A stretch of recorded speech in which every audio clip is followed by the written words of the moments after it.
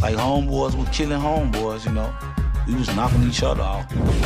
One gang shows no mercy, bathing these streets in blood. A lot of folks tried to come. So a lot of folks didn't leave.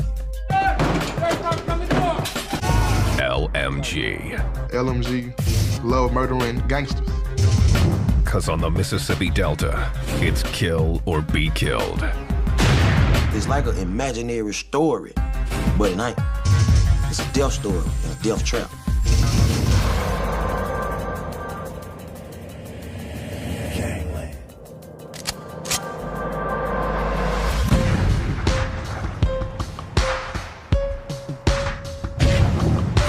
Memphis, Tennessee, heart of the Bible Belt.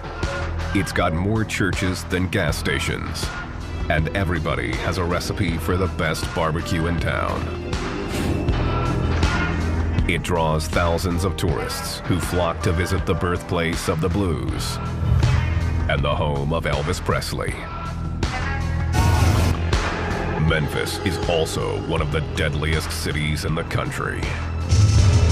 It was folks dead everywhere. Dead in the garbage can, dead in the snow, dead standing up on the wall. Just death. In 2007, according to the FBI, Memphis was the most violent city in the nation, with more than 1,200 violent crimes per 100,000 residents. The #1 reason for the bloodbath: gangs. It's like every major city took all their gangs, put it in a toilet, flushed it, and they came out in Memphis. This city of 674,000 holds some 300 different sets of gangs. The most notorious of those, the LMGs, love murdering gangsters.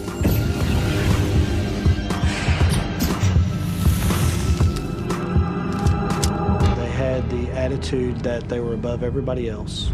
It caused them to really having to back up their attitudes. We liked the attention. We drew attention. We did things on our own, and we did things our way. The gang started in Lemoyne Gardens Housing Project. Located on the city's south side, the gang made it synonymous with murder. I done seen folks get shot all kinds of ways. 1 bullet, 2 bullets, 3 bullets, 4 bullets, 5 bullets, dead. It's like survival of the fittest. You know, just gotta watch your back. The LMGs also made the gardens extremely dangerous for outsiders who dared to enter the area. You come through there, you gotta know somebody. You don't know nobody? I'm telling you what's been happening to you. And that's for real. 28-year-old D'Angelo Bills grew up in the garden.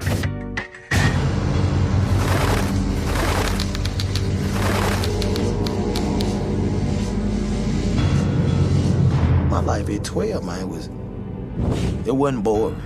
You hear me?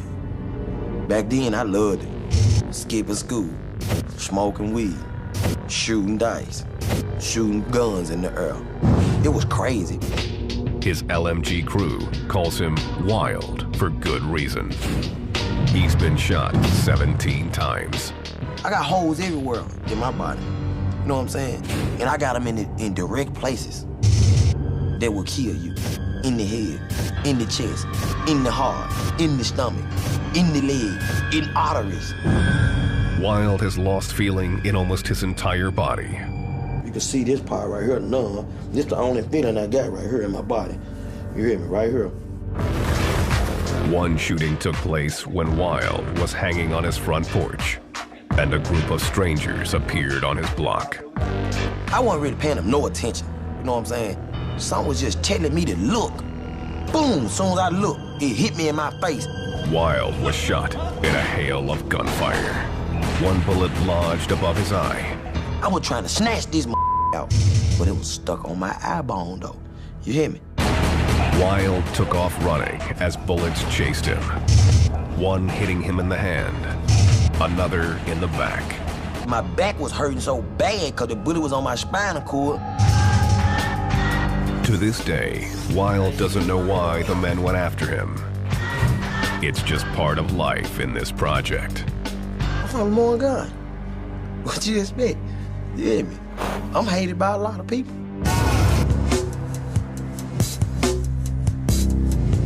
LMG member Curtis Crump learned early on to tune out the gunfire in Lemoyne Gardens.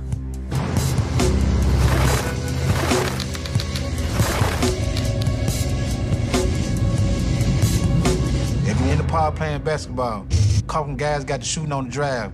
I just kept on playing basketball because it wasn't nothing new to me. As long as I ain't get shot, I'm all right. Curtis was raised to believe in God and the Bible, but the lure of fast money trumped his religious upbringing. You see drugs, you see people with nice cars, you see different other females, and once I picked up on it, man, the church life couldn't tell me nothing, my mama couldn't tell me nothing. Curtis was only 10 when he joined the LMGs. He started as a lookout, then quickly moved into selling drugs. He soon gained notoriety in the garden. I was doing anything to get my name out there. That's Curtis. Oh, he from the gun. Oh, he's straight. Don't with him. If you with him, he got a whole lot of on his team.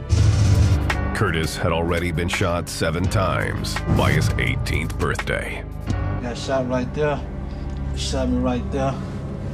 I got another bullet hole right there. One shooting almost cost him his life.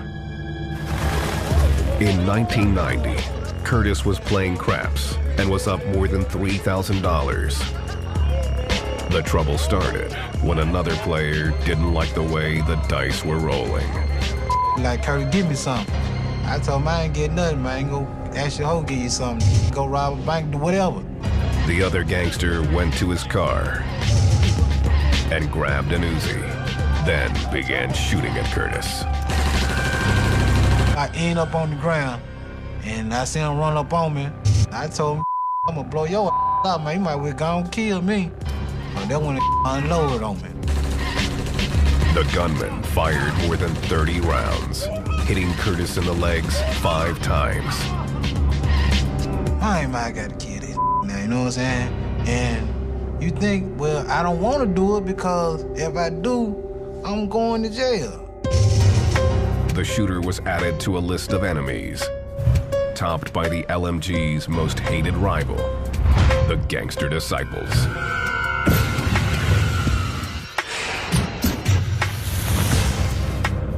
The two gangs have battled for control of the Memphis streets for years. It traces back to the LMG's most revered leader, George Hewlett, a.k.a. G-Train.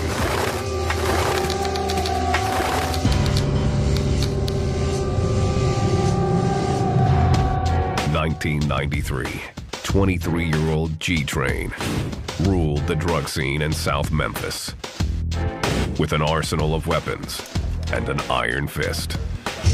He was like Sammy the Sam. I mean, everywhere he went, he had 2 or 3 guns. To fellow gang members, G-Train was invincible and could not be brought down. He got shot. He still out the next day, running around.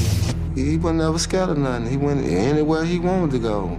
Alvin Johnson, known as Dog Pound, was G-Train's childhood friend.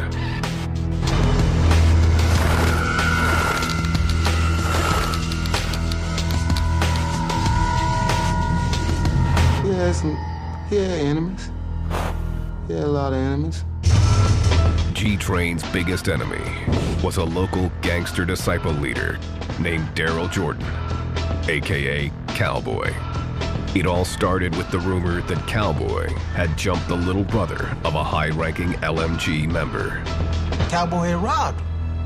You know what I'm saying? Took his money, took his dope. So they disrespectful, you know what I'm saying? Cowboy was also disrespecting the LMGs by selling drugs on their turf, a crime punishable by death. Cowboy, Daryl Jordan, had violated the lines of demarcation. It was Train's turf. There was no question about who ran that area of town. Cowboy was smoking weed with 2 friends in a parking lot near the Lemoyne Gardens project. when 6 members of the LMGs, including G-Train, pulled into the lot. Train called Cowboy over to settle their differences. Minutes later, all hell broke loose. When the shooting stopped, Cowboy was lying near a parked car. He had been hit 12 times, including once in the head. The police rushed to the scene and found Cowboy amazingly still alive. He immediately made a gasping claim. When the officer got down and asked him what happened,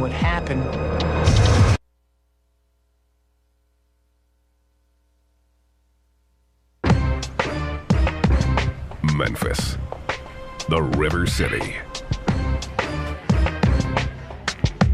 B.B. King mastered the blues here on Beale Street, and Elvis recorded his first album at the legendary Sun Studio. The city is also home to the LMGs, one of the most violent gangs in the South. People love to see evil. People like that. Where I'm from, we feed off of it, you know. The LMG's base of operations is Lemoyne Gardens Housing Project in South Memphis, one of the poorest areas in the city. The project has 842 apartments and was built as part of President Franklin Delano Roosevelt's New Deal initiative. The goal was to rid Memphis of its slums by providing the poor with temporary housing. It was unsuccessful. Public housing became a permanent place for people who were in poverty to live, a place we could forget about people in many ways. Those forgotten people have gone through generation after generation of hopelessness. It concentrated substantial numbers of people in a relatively small area that have very little hope for economic advancement, often have failing schools that are serving them, few services that are available to them. All of that starts giving rise to the kind of criminal activity we see. While many residents of the projects were hard-working citizens, some chose a different path. In the 60s and 70s, dealing drugs became a way to make a fast buck. The scene only got worse in the 80s, when crack hit town. Once crack cocaine hit the streets of Memphis, Tennessee, there was a great deal of fuel added to the fire. Gangs hit the streets. The project's toxic mix of poverty and drugs was irresistible to large gangs looking to expand their business. The gangster disciples of Chicago were one of those in search of a quick buck. Their arrival disturbed longtime residents like Alvin Johnson, aka Dog Pound. It came to a point where we like, hold on, something is changing out here. Really changing.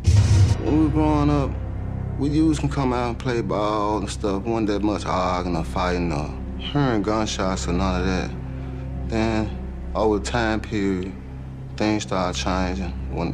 Probably when a lot of gangs started coming in Memphis and stuff. The situation in Lemoyne Gardens was made worse by ongoing feuds with 3 other housing projects in South Memphis. They put all these 4 projects in one neighborhood. So you got 4 project neighborhoods now.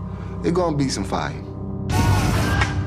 In the early 1980s, a group of friends from Lemoyne Gardens Project decided to band together.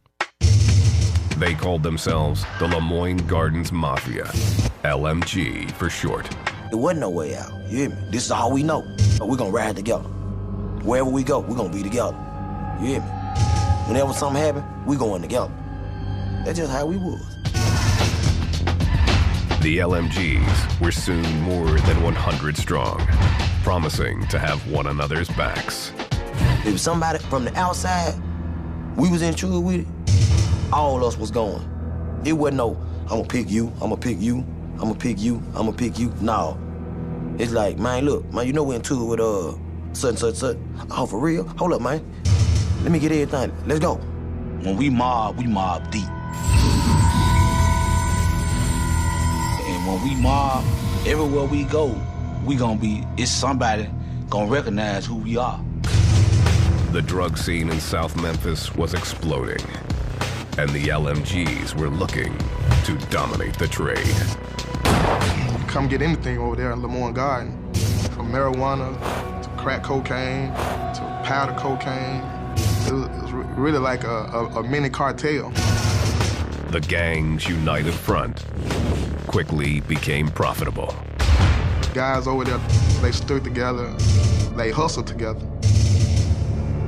This area right here is like where me, George, and a whole lot of us growed up at. We hung right up around this area right here. And it was like a supermarket to us. Money everywhere. You know what I'm saying? By 1993, the LMGs were running the streets. And 23-year-old G-Train was rising to the top. Train always had money.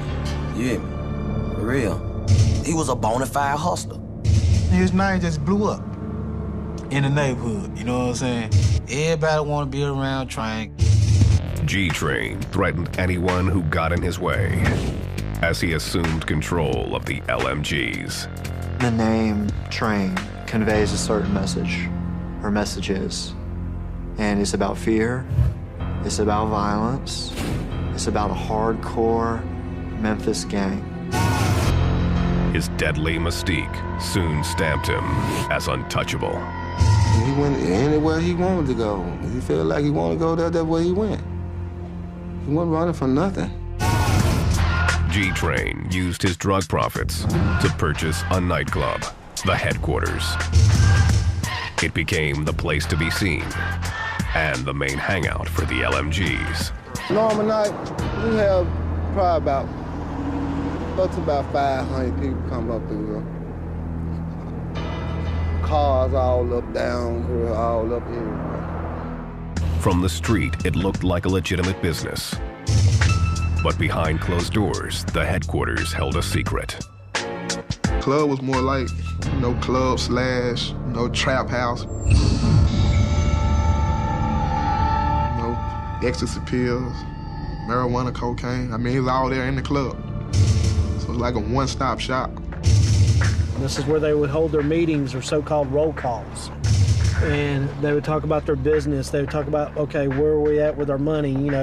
How we're going to make money. What are the gangster disciples doing? What are the rival gangs doing? G-Train's empire continued to grow as he appeared to go legit. He formed a music group and cut a rap album. G-Train also tried to build a reputation as a local Robin Hood. He bought a barbershop, gave out free haircuts, and sponsored a 4th of July fireworks show. He showed love, on Christmas. If you don't have one, he'll make it happen for you. He bring gifts. To the LMGs, he was a hero, a man to be emulated. He was really like a daddy to me because I ain't had my daddy.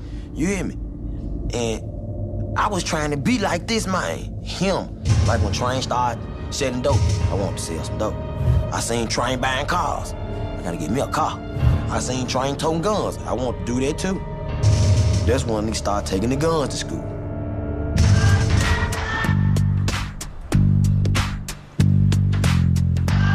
G-Train wasn't loved by all. As his power and wealth grew, he and the LMGs began crossing enemy lines. They were starting to sell drugs over onto the gangster disciple territory. And when that started happening, the LMGs and G-Train were starting to cut into the money of the gangster disciples, which is going to cause a problem. The gangster disciples wanted G-Train dead. It only added to his legend. He was said to have 9 lives for all the times that people tried to kill him, but were unsuccessful.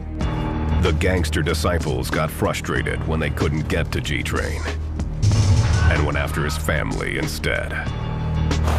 In the early 90s, they attacked Train's brother and almost beat him to death. To the LMGs, the assault was a declaration of war. His triumph just took it out on them. He didn't care who it was. If he was GD, he was gonna get it. All us crazy. You hear me? But we cool crazy. We ain't crazy till you mess with us. Till you do something that my brother, my cousin, my partner, my sister, my mama. The LMG's plan was simple. It was just SOS, shoot on sight. The murders began to pile up as each killing was met with another. God, it's Murderville, you know what I'm saying? So you get coming through there after dark, it's bloodshed. The LMG's name took on a more sinister meaning. LMG changed from Lamorne Garden Projects to Love Murdering Gangsters. The posse had a new battle cry. GD, short for Gangster Disciples. LMG added a K to it, GDK, Gangster Disciple Killers. By 1996, corpses were piling up on the streets. It was unlike anything Memphis authorities had ever witnessed. The war by law enforcement standards was off the charts because of the number of killings and shootings that were taking place in a small period of time. The Memphis PD were outnumbered and overwhelmed. Even with 1,500 officers, they couldn't handle the nearly 2,000 arrest warrants generated by gang violence alone. How are you gonna chip away with that small of a population of officers? It's virtually, the numbers are impossible. It's like sticking your finger in a dam to keep from busting. You know, it's not gonna work. Check, make sure there's one in the chamber. With gang violence reeling out of control, the sheriff's office responded by creating the Street Crimes Unit, a hand-picked team of some of the most specialized officers in the area. I liken it to pretty much an all-star team. You take people from different divisions and you bring their particular skill set and you add them together, and that's the street crimes concept. The unit had their work cut out for them. The LMGs had the gangster disciples running scared, and the cops were playing catch-up. Memphis was in a stranglehold. I mean, everywhere you go, you seeing guys throwing up the L, saying, you know, LMG, LMG. We wasn't going looking for trouble. Trouble always found us. It always found us, man. Bam, man, that's a lot of dead for nothing. For real.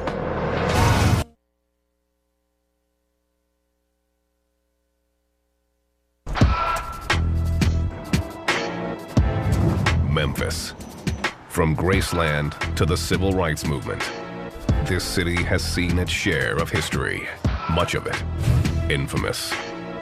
Going on about your business now, or some gonna rob, some gonna shoot you. In 1997, the Street Crimes Unit was formed to combat one of the city's greatest threats, gangs, among them the LMGs, or love murdering gangsters. Detective David Ballard has been a member of the team for 2 years and has first-hand knowledge of the violence. His aunt was a sheriff's deputy and was killed by a gangster while on duty. Her call sign was Charlie 7, and I got it put on my trigger finger there. Hopefully, in the event I ever have to use that finger, she'll be there and she'll help me make good decisions. Maybe like I got a guardian angel riding with me. The Street Crimes Unit has a tip on some gangbangers selling drugs out of a trap house in South Memphis, where the LMGs reign. This guy got some, should have some crack cocaine, marijuana. You'll be aware there's gonna be some handguns in here. Y'all watch, you know, have somebody on the perimeter, yeah. We'll take out that glass door and Hemo, you just make entry. You'll be on the shield, make your entry through there. Let's roll.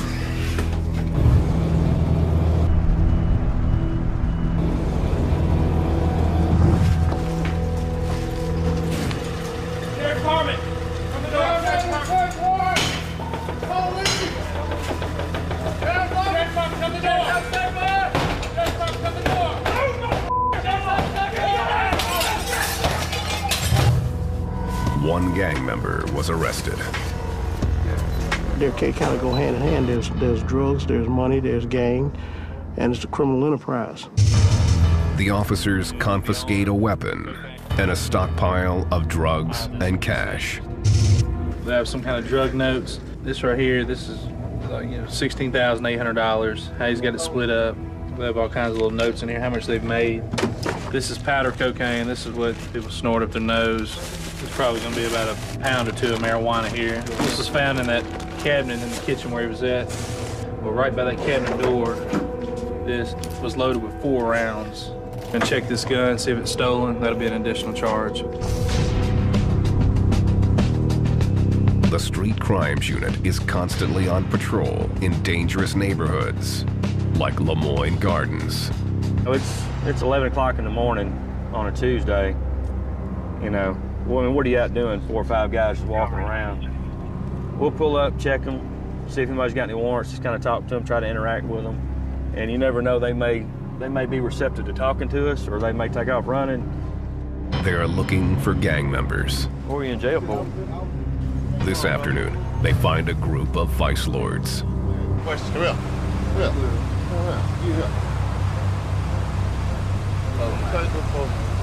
No. Now you ain't doing nothing. I ain't say I was doing nothing. All right, well, it's mine now. I hate gang members so much that, I don't care about the bandana. I'm gonna get it and use it what it's for. It's probably pretty much like to wipe my shoes with. It's mine now. Yeah, how they do it? Yeah. You're not gonna walk around in my presence with a flag. They're gonna represent one way or another when they're walking the streets, who they belong with. Love murdering gangsters, the LMGs, also represent with the color red. We will wear the opposite colors of disciples. Their street colors are blue, we will wear red. There is no jump-in required to get into the LMGs. There's only one initiation rule. You've got to be from the Lemoyne Gardens Project. We was from the Lemoyne Gardens, we was hood, we growed up together, it was like a family thing. The love-murdering gangsters don't have many rules. But there is a code that members like Curtis Crump adhere to. It's all about sex, money, and murder. We love having sex, we love getting money, and up is murder. Tattoos also aren't mandated. But many members choose to mark themselves with the name of their hood. If you real thoroughbred that were born and raised from the God, you got that, you know what I'm saying? You got that stamped on you. Oh, my tattoo? It was LMG Soldier, you know what I'm saying? We got LMG on right there on my hand. It's basically my hood, something I live by, die by. A lot of people don't like LMG, so just by me having this on my hand makes me in danger. The LMGs keep it simple when signing. We had a handshake like this. We throw each other like this. We throw the L. That's Lemoyne guy. I stand for the L, Lemoyne guy. That's the L sign. That's represent LMG. And there's no other sign. That's the only sign. Representing isn't just about showing your allegiance to the LMGs. Their leader, G-Train, flipped the script and used it as a warfare tactic. When Train was on the hunt for gangster disciples, he would wear the blue colors of the LMG's rivals and ride the streets. His disguise as a GD had deadly repercussions. Find GDs and they throw their own sign at them. When they throw it back, they jumping out shooting. The LMGs use other methods to trap their rivals in the hood. They have been known to shoot out the streetlights in Lemoyne Gardens. And if anything was to go down, any type of violence or any type of altercations, they wouldn't know how to get out. It's pitch dark. And a lot of folks tried to come. So a lot of folks didn't leave. The cover of darkness has another purpose: to keep away the police. They see a dog, and we run through a cut, and they see his dog, we know they're gonna stop. In 1997, the LMGs were untouchable in Memphis. The war with the GDs had accelerated, and the cops couldn't control the bloodshed. Then, a dead man told his tale. Ain't no such thing, well, shoot this person, let him live, go to the hospital. Okay, he gonna come back. And some shape, form, or fashion, he always come back at you.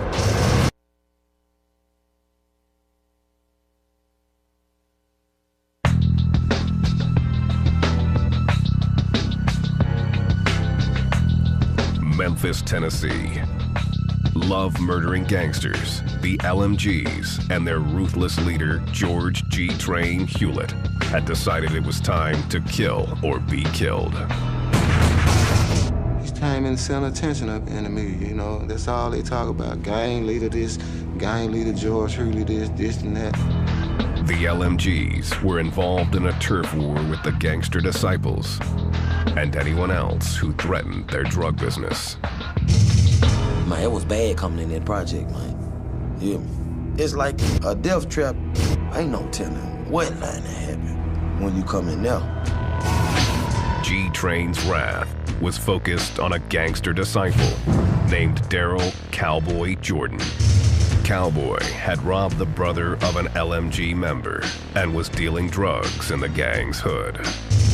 G-Train decided 2 strikes were all it took. Cowboy was hanging in a parking lot when 2 cars filled with LMGs pulled up. George Hewlett was in one of those vehicles and called Cowboy over for a discussion. A couple of minutes after that conversation took place, there were multiple gunshots. When the firing stopped, G-Train walked away unharmed. Cowboy was lying near a parked car. He had been shot 12 times. The police arrived on the scene just in time to hear his final words. He had kept telling the officers on the scene that Train was the one who shot him. Cowboy died minutes later. The authorities were confident that Cowboy's dying declaration would finally put G-Train away for good. Cowboy had no reason to lie. He knew that he was probably about to expire, and he wanted the officer to know who had done him in. The case was weak from the start, as eyewitnesses said they never saw G-Train holding a weapon. Even the most damaging witnesses were only claiming that George was there at the scene, that he called Cowboy over to the vehicles, and that gunfire erupted shortly thereafter. Nobody could put a gun in George Hewlett's hand. The case fell apart, and G-Train walked free. And then they found him not guilty on the charge, you know.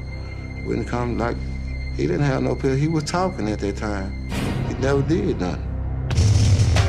The Memphis PD suspected the LMGs had intimidated witnesses. People tend to kill witnesses. If they just shot up this house, what's going to stop them from shooting my house up? You know, what's going to stop them from hitting my daughter or my son or my grandchild? No, I didn't see nothing, officer. Our motto, we can't leave no witnesses, so you might get caught up in the mix, you know what I'm saying? 2 LMGs that were with Train pled guilty to voluntary manslaughter. They were sentenced to 10 years. G-Train was in the clear. The case marked a turning point in the prosecution of gangbangers in the city of Memphis. It was realized that there were some complexities to prosecuting gang murders and that they needed to put together a specialized task force to confront these kind of cases dealing with witness intimidation, witness relocation, and certainly using gang members as witnesses. The district attorney took action, creating the Gang and Narcotics Prosecution Unit. The sheriff's office also launched the Street Crimes Unit, an elite team of officers determined to end the bloodshed. It did nothing to slow down the LMG's reign of terror. If anything, G-Train's acquittal made him even more brazen. 1998. First, Train was suspected of shooting 2 gangster disciples from a moving car. Then, just weeks later, an officer responding to gunshots found G-Train standing over the dead body of a gangster disciple named Demetrius Jones. The officer then found himself in the line of fire. The officer went across the street to confront George, and at that time George took a shot at him, and he jumped in his car and drove off, and the officer was in pursuit but lost him. Train was placed under investigation for the murder, but remained on the streets. And the LMG's battle with the gangster disciples was far from over.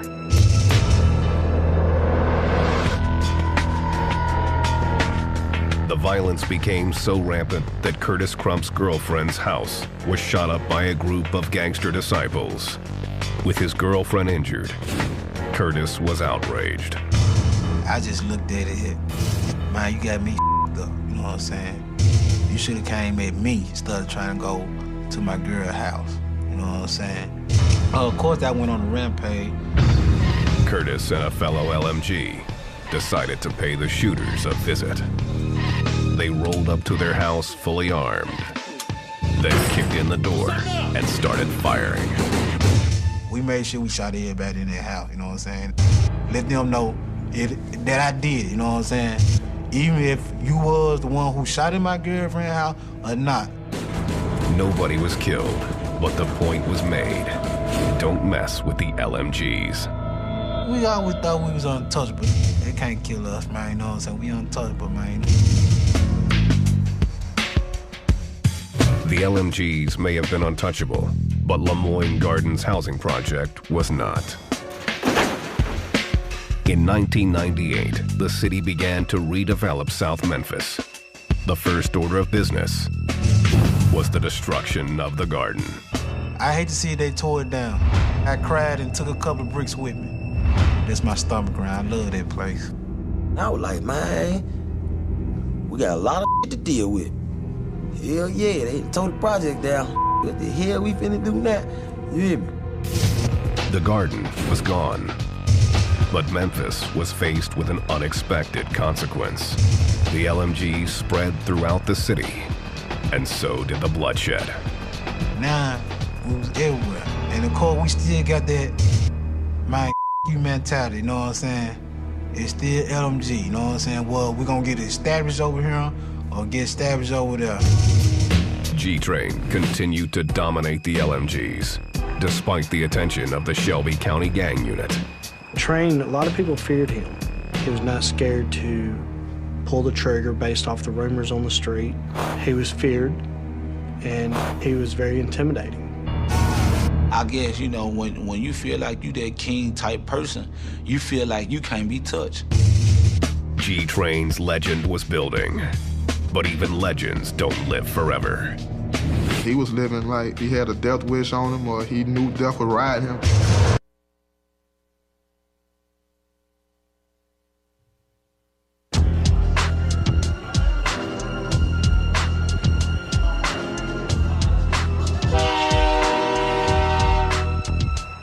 Memphis, Tennessee, 1999.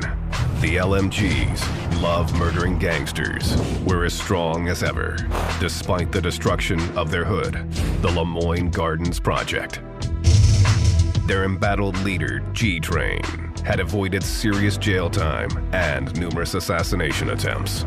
A lot of gang members started to believe in this mystique that he was invincible. George had 9 lives. On November 10th, G-Train's legend came to an abrupt end. The details are sketchy, but it's known that G-Train was alone at his nightclub, the Headquarters. Train's childhood friend, Dog Pound, was locked up at the time, but word from the street reached him in jail. Train truck was parked right here, and he was coming out this door right here. So when Train entered out the door, we entered his car, 2 guys come running around with assault rifle, start shooting. Dogbound says Train was struck multiple times. He fled his truck and ran down the street, his shooters close on his heels. Where he fell down at, and they said the man came and stood over him, pulled out another gun, and shot him one more time in the neck. No witnesses came forward, and the case has never been solved.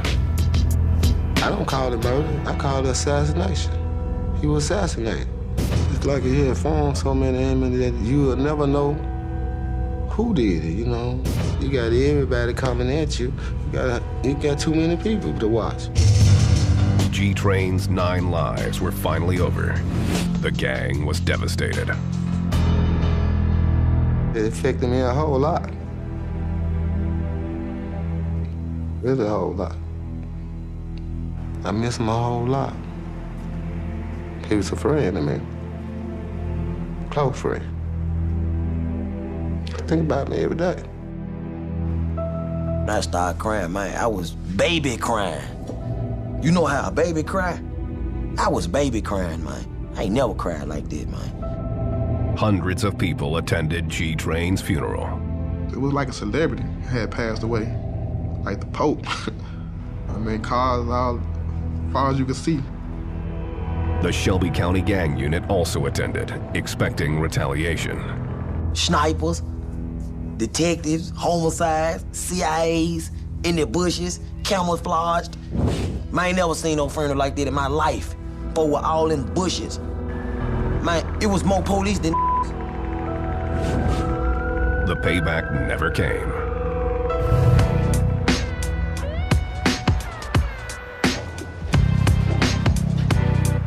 Gang members say the LMGs have been in turmoil since G-Train's death, and they're keeping a low profile.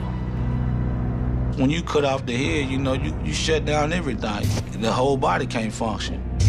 It was a reality check, you know what I'm saying? And like, damn, what we gonna do now? The land where Lemoyne Gardens Housing Project once stood is now covered with mixed-income townhomes. Dog Pound is out of jail and says he's staying clear of trouble. When he visits his old haunts, he barely recognizes the area. This was the main spot right here.